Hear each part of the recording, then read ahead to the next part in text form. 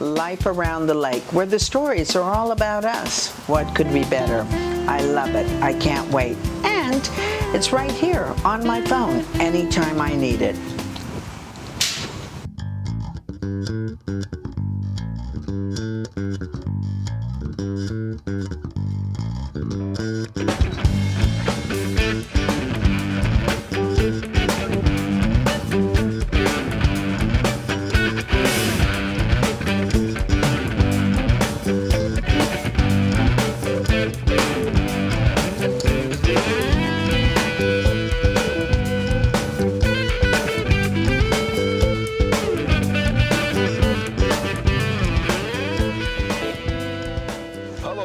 To beautiful Lake of the Woods. My name is Louie Amador. I am your TV host with Fishing with Louie.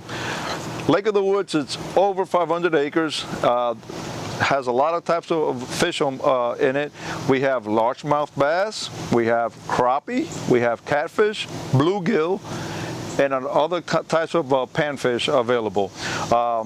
There's places that you could fish, of course, on the shoreline, and if you're lucky enough to have a boat, you could hit different points throughout the lake.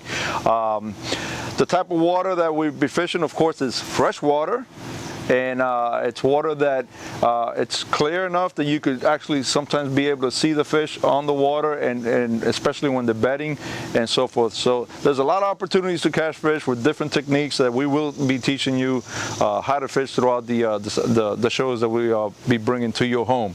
And once again, thank you for tuning in with us, so we appreciate that. So let's get started and get you ready to go out fishing, because that's what we're here for.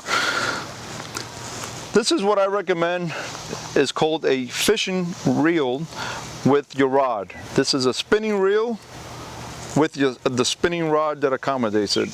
This reel right here, it could be either left-handed, or if you unscrew it and put it on the other side, you could do it with the right hand. So this is very universal, and this is pretty lightweight and easy to use. So highly recommend this for yourself or your grandson, your son, or whoever you're taking out fishing at the time. The other option you have, if you want to give it a try, is called a bait caster, and I'm going to show you that. This is a bait caster reel. As you can see, totally different from the spinning reel. This one, it's either a left-handed or a right-handed. You cannot have both options, okay? You got to buy whatever accommodates you and so forth. Same thing with the spinning, with the rod itself is different. The eyes are a little smaller for the most part, and they're facing upwards the whole time. Okay, so this is different. This is a lot harder to fish, especially in windy conditions and so forth. It could be done. It takes a lot more practice. Some of the tackle that we have that you could start using is, guess what, guys? The old-fashioned worm. It's still out there. It catches probably more fish than anything out there in many bodies of water in beautiful USA. So here's a worm. They got so many kinds of different colors that you know, you'll find the ones that you like, and whatever works for you and your family. That's the one I recommend, of course. This is just your regular old worms. Then the hooks for this type of worm, and we're going to get more in depth in how to rig him and so forth at a later show. But basically, it's your simple hook to the worm. Here's what's called a bullet weight, and I'll put this up here so you can see it. It's called a bullet weight, that through the line will sit right on top of the hook, just like that. Okay, so this weight will be free to go up and down as you twitch it or move it around, while the hook is on the worm, and it's called the Texas style. We'll talk about that in a bit here.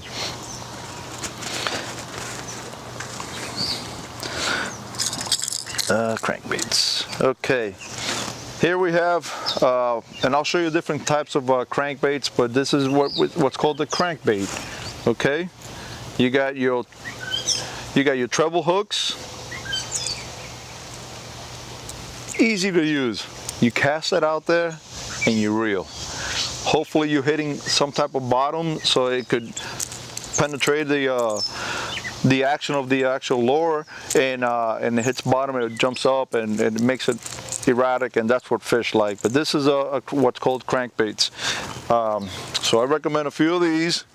They got different sizes depending on the depth of the water that you're fishing. Okay, these are called the square bills, so it's going down, but not as much. This is, by the look of it, you know, maybe 3 feet, no more than that for this crankbait. Where this one will be more like in the 8 foot, you know, 5 foot of waters and so forth. Then, if you want to go a little bit deeper, which this, by the way, this lake is about, I don't know if I mentioned, over 500 acres, and the deepest part is between 48 and 50 feet of water. This doesn't go that deep. This is probably in the 18 to 20, 22 foot of water, depending also on what type of line you're using, because the heavier the line is going to actually keep the bait, whatever you're using, from going down deeper. So lighter line will take it, let the lure go deeper. But again, this is going a little bit too deep unless you want to. What's also, most of the lures that you buy out there are going to have names on them, tell you what they are, how deep they dive, so you know, you'll know that from the box when you go out looking. For instance, this one says suspended, where this one here is not. Once you stop reeling on with this bait, it's going to start floating up nice and slow. Okay, and it's up, and if you don't reel, it's going to go all the way to the top.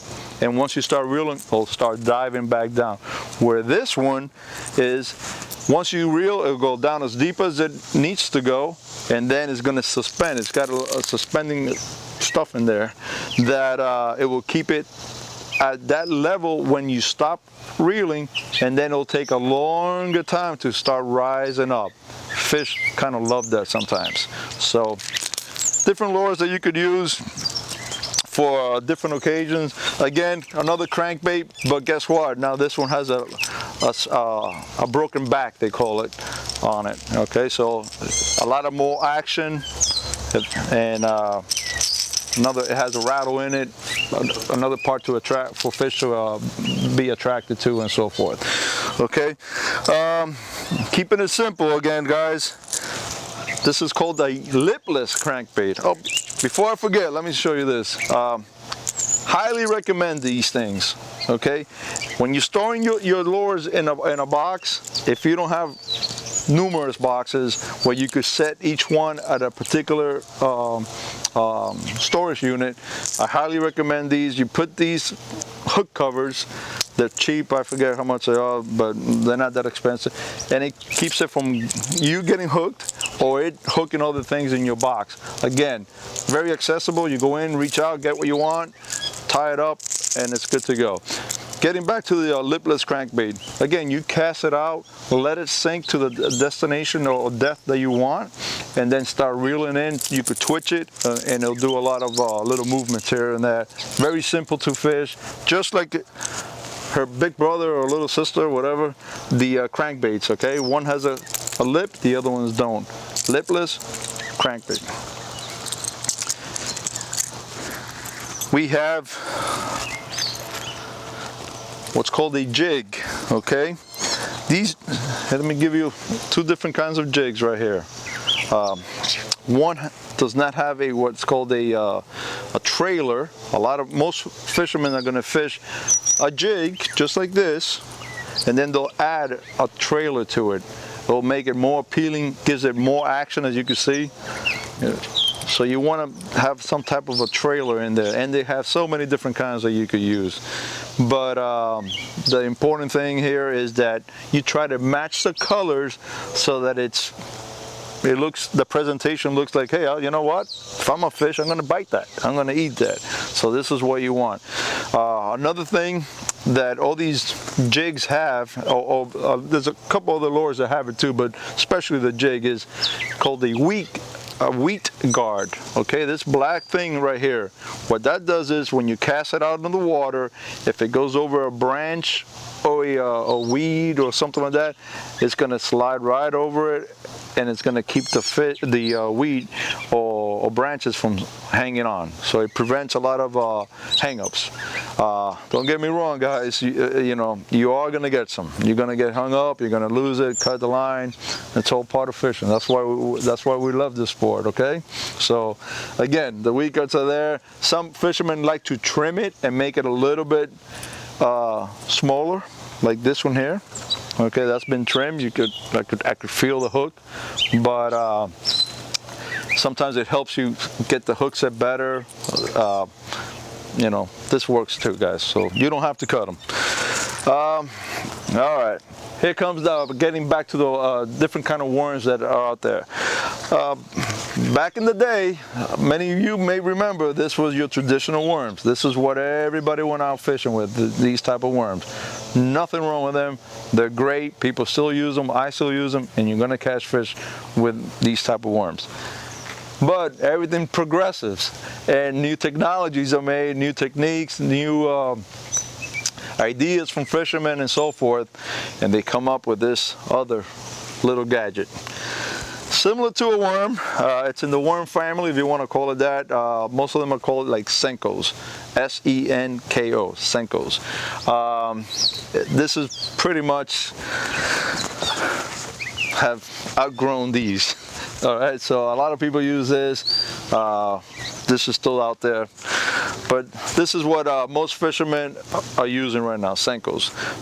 Similar in the way you set it up, you could do without a weight or with a weight. Your hook, same way. You use one of these hooks like this, which is the same hook that I showed you earlier, and you just hook it, boom, and keep the, you bury the hook so it doesn't stay, to keep it weedless. That's one way of doing these. Another thing out in the market that I personally like to use is called a, with this type of hook right here, it actually has the weight already in the hook, and you rig it like this and sideways, and that is called a wacky rig. There you go, guys. Wacky rig. Love this technique. As you can see, that it is the hook is exposed there, so you know, if it's too weedy, the area you're fishing, or too a lot of, you know, rocks and stuff like that, you may get snagged. But don't let that keep you from using this. All right, that's my tip of the day. How about that? This is a great bait to use, and you know, it works. Different sizes of weight will take you deeper, faster, and so forth. So definitely, this is called a again, the wacky rig. And then if the fish are biting a lot, and these things are, it can be pricey, so you want to kind of save these a little bit. Let me tell you about the fishing line that's recommended. If you're using, again, guys, the spinning rod, anywhere between 6, 8, maybe 10-pound test line is plenty. Okay, I would stick between the 8 and 10 pound. That would be a good size to get into, so that you don't have to have, you know, so many different type of line that you have to re-spool and so forth. Stick to 1, 8 or 10, you're good with that. Stick to 8. Let's stick with 8. So this is good. On the bait casters, I personally like to use between 10 and 14. Okay, I'm okay with that. I did a lot of fishing down in Florida in the Everglades, and there's a lot of more vegetation in there, sawgrass that will cut your line very easily. So back there I'll be in the 14, 16 braided line, which we could talk about that on a different segment, and so forth. So Lake of the Woods, in your own backyard, anywhere on this, for these type of reels, 10, 12, 14, and stay right there, and you're good. The heavier line, it kind of restricts your casting, and so forth. So, but with heavier line, you could put, on this type of presentation, you could put a heavier lure you're not going to be able to cast, or you should not be casting something this heavy on a spinning rod. It's just not the right technique for it, or the right presentation and so forth. Let me talk to you about this little thing right here. Okay, this is called a Sarah Spook. Okay, now worm fishing, jig fishing, crankbaits, lipless crankbaits that we talked about, all that style of fishing, it is pretty much underwater. So you're not seeing the hits for the most part, or the strikes of the when the fish hits it, but you're feeling it. Now comes the other technique, top water fishing. Boy, if that doesn't get you going, then I don't know what will. Because when you hear a bass, or hear or see a bass hitting a top water action, folks, that's why I'm out there, to get those moments like that. So you have the Sarah Spook, and the technique on this is it's what they call walk the dog.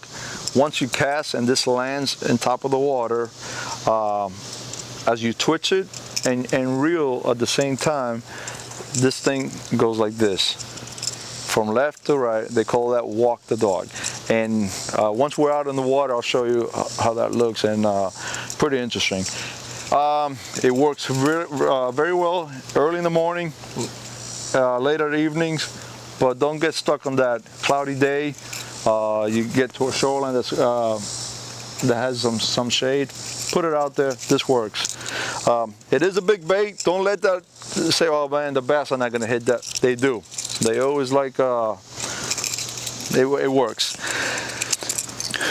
Another one that you could throw on a spinning rod or a bait casting rod is called a popper. There's so many styles of poppers. You cast this out to the water, let it sit, and when you twitch, this also has like a treble hook with, I forget the name of this right now, but it's a treble hook with some coloring in the back. I forget the name. It'll come to me and I'll tell you. But once this lands in the water and you twitch it, this is going to be right on top of the water and just spitting out, you know, the water. That's what they call a popper. So you could twitch it, twitch, stop, let it sit, twitch, begin the process again, and the fish will tell you what's working. You know, one twitch and that's enough, or twitch, stop, or so forth. But every time you move the rod tip in your rod, this thing is moving forward and it's pushing the water out, and the last one, there's plenty out there, but we'll keep this simple for you guys. This is called a, some people call it a Sammy, or a spinning image and so forth. It's similar to the Sarah Spook and similar to the popper. So this is in between both, and I'll show you why. You cast this out to the out on the water. The body, or the back end of this will go ahead and, first of all, it's got a rattle in there, okay? So the back end is going to go deeper in the water, and the face is going to be above the water.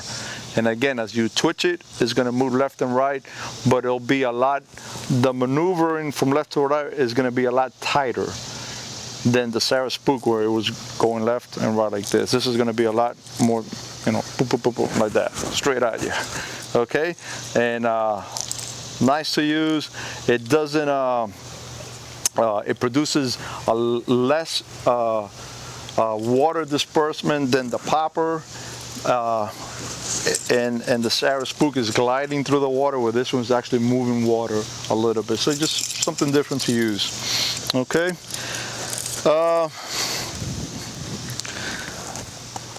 Another thing, two more worms that I want to talk to you about is this is called a, folks, this is called a French fry. Okay, great name, and I'm sure it tastes as good too, because the fish love them. There are so many different colors. All the worms that I've shown you, there are so many different colors that you could pick and choose from. Again, that's your call. If it looks good to you, you know what, and you want to give it a shot, why not, man? Maybe the fish like it too, and that's how you, you know, have faith in the lures that you're using, because if you have no faith in this, then don't even throw it. There's plenty of other things out there that you may say, you know what, that works for me, this doesn't. So, but you may be limiting yourself and not experimenting with whatever is out there in the market. And again, you could get crazy buying stuff there. There's so many things that it can be overwhelming. Kids like this French fry, you know, they may say, hey, could I try this as a French fry? Sure enough, put it out there. The same rigs, you could go ahead with, like I showed you earlier, with a Texas style, and we'll talk about that later. But basically, it's you know, a hook through the worm, the bullet, a bullet weight, and it keeps it weedless also, because you're burying the hook into the body of the French fry. So it'll ride like that. So again, give it a shot. Nice to have. As you can tell, it's a lot smaller than the other ones that I had shown you before. Here's that other one, okay? A lot smaller. So it's a more finesse presentation, and you'll hear that term been kicked around a lot. Finesse is just, you know, when the fish are being a little finicky, then you know, hitting the bigger things, maybe it's time to downsize so that you could you know, maybe attract different kinds of fish.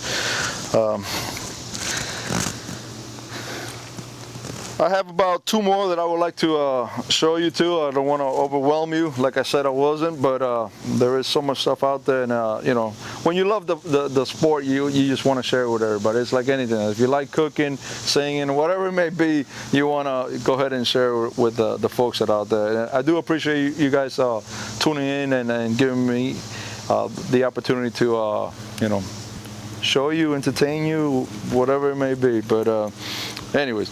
Here's a chatterbait. Fairly new to me. I want to say I've used this maybe 8 years, no more than that. I could tell you this, I was not using this when I started bass fishing back in the 80s. Yeah, I'm old too. You're not the only one out there. I'm old too. But anyways, as you can see, this has 2 hooks. And I'll tell you why, okay? This is, you would hook the line right through here, through this part of it, okay? And as you reel in, this thing is gonna be doing exactly that. It's gonna be moving up and down like that. It is sending, first of all, it's reflecting off the sun, okay? So you got, some of them are silver, some of them are gold.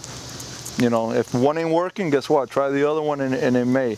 But as you are reeling in, this thing is, you know, doing a lot of action. It's going, you know, moving out through the water, a lot of action on it. And fish love that. I mean, it's all about, you know, the action that a lure, when you put it out in the water, what it's doing, what it's representing, and so forth. The double hook system here is sometimes a fish would short strike it, and what that means is instead of, you know, and eating the whole bait, they'll go ahead and just nip at it and nip the end of it or something like that, and that's what we call short strike. And that's why you put a trailer hook, and that's what this other hook right here is there for. Most of the chatterbaits, when you buy them, already have a trailer hook attached to it, or it's in the box and you got to put it together or so forth. Very simple. Just, you know, you put the eye of the hook through the you would put the eye of that trailer hook through the hook of the original one, and then, you know, that's how you hook it up. And then you put a little, like not a rubber band, but whatever gadget they give you to put it in the hook to keep that hook from, you know, falling out or getting in the way when the fish bites it. So again, you should have a trailer hook on these type of baits, because you're moving it through the water quickly and they may miss it, and it's good to have 2 hooks are better than 1, you know. So there you have it, and there's your trailer right there. So that's how that looks. Hopefully you get a good picture of that, and you call this chatterbait. Nicely, very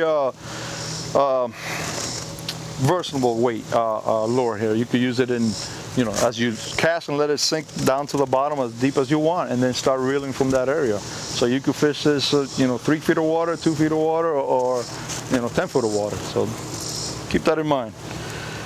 And lastly, I'm not going to say it's my favorite, but I do love this bait.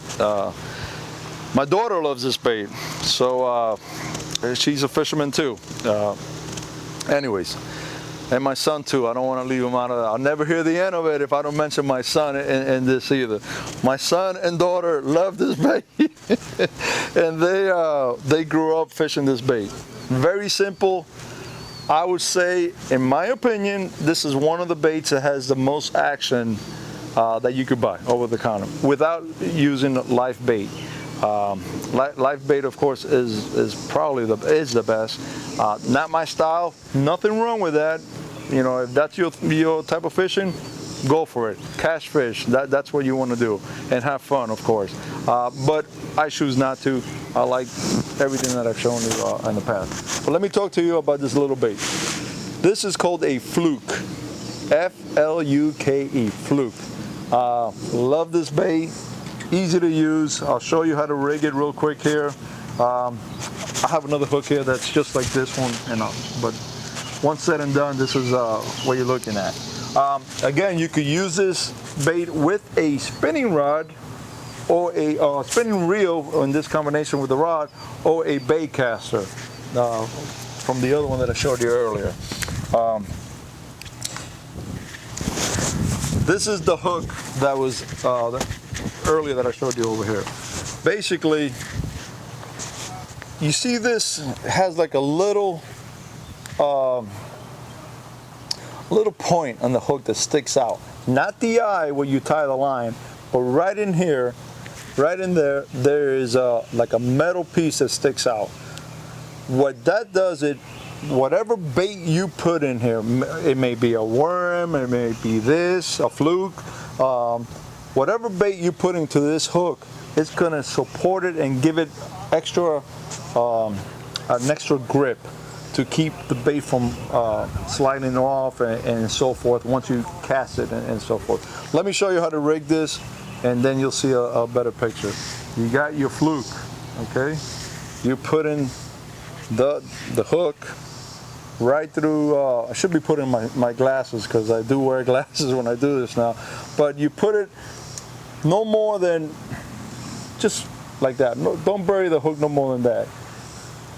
You come right out just like that, okay? You slide it all the way up past that what name could we use for that? It's called the don't know.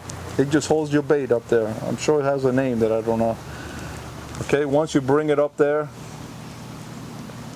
now you turn it as you bring it. The hook is coming right to the body of that fluke, and you pinch it, expose the hook, and then kind of bury it right back into the body of the fluke, or a worm or anything else you're using.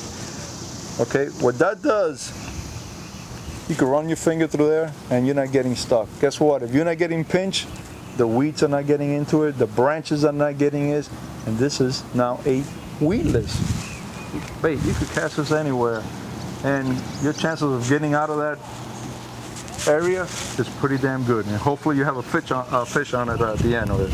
But that's all it is. Okay, you cast it and then you twitching it, and this thing is going like this. Let me put it towards you. It's going like this. Back down, up, in every direction you could go or cast, this thing is going. And it looks like a dying fish, basically. Very good. Different colors. I personally like the white color, or pearl, white pearl, I think they call it. This is the super fluke, which is this size is bigger than I guess the little fluke. So there you go, guys. Highly recommend this. It keeps you entertained. It keeps the kids entertained because they're actually moving the bait around, and you see them coming up out of the water and going back down and so forth. So keep this in mind. Highly recommend this. Once again, thank you so much for letting me into your homes. My name is Louie Amador, Fishing with Louie. Thank you so much. enjoy this beautiful lake, Lake of the Woods. See you next time.